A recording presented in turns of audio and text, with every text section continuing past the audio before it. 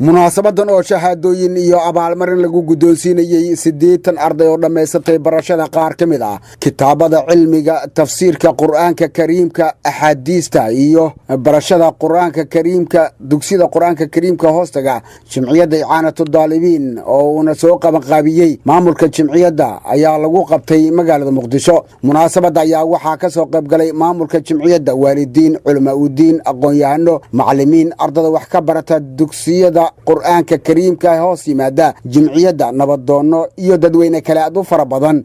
waxaana qaar ka mid ah ardayda ay halkaasi ku soo bandhigeen nashiidooyin qaar ka mid ah kitaabada ay barteen. nabadoon Saleebaan Aadan Foolyare oo ku hadlayay magaca waalidiinta ayaa ku booriyay waalidiintu inay ku tarbiyayaan ubadkooda barashada diinta islaamka. yaa lala dardaarmi macallimiinta aan dhihin ardayda iyo waxa la dardaarmaa wixii wax u dhigo.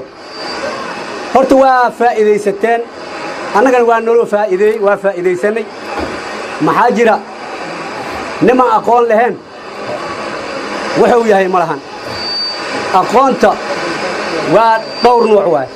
aqoonta diiniyadda islaamka iidaa hogaamisa.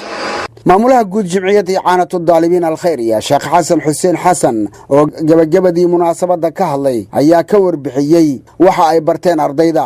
awalan maanta waxa halkan shahaado aan ku guddoonsiin doonaa 30 arday oo ka kooban ardayda arkaysiin oo kitaabka la yiraahdo bayquuniyaha. ما هو البيقونية؟ معي كتابك بيقونية اللي يراده هذا مغلسن وكل كين اللي هو أخيه كل علماء جوت إن شاء الله تعالى يقدم بينسه أيضا إنه شيء قدام توجه هاي إيو قيمها وليه هاي إيو حلقي هراء سيدي هاي إيو مانتدان سيدي حالك عنك ويا هاي كتابك بيقونية وحككم ما صدني أفر أقسامت أحاديث النبي عليه الصلاة والسلام.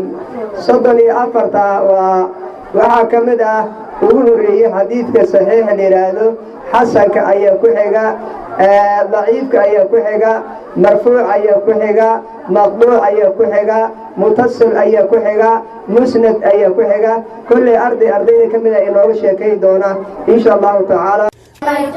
بتحفة الأطفال عن شيخنا النيد الباري موسى عثمان أبطو تلفزيون كقرن كسوماليات مقدشو.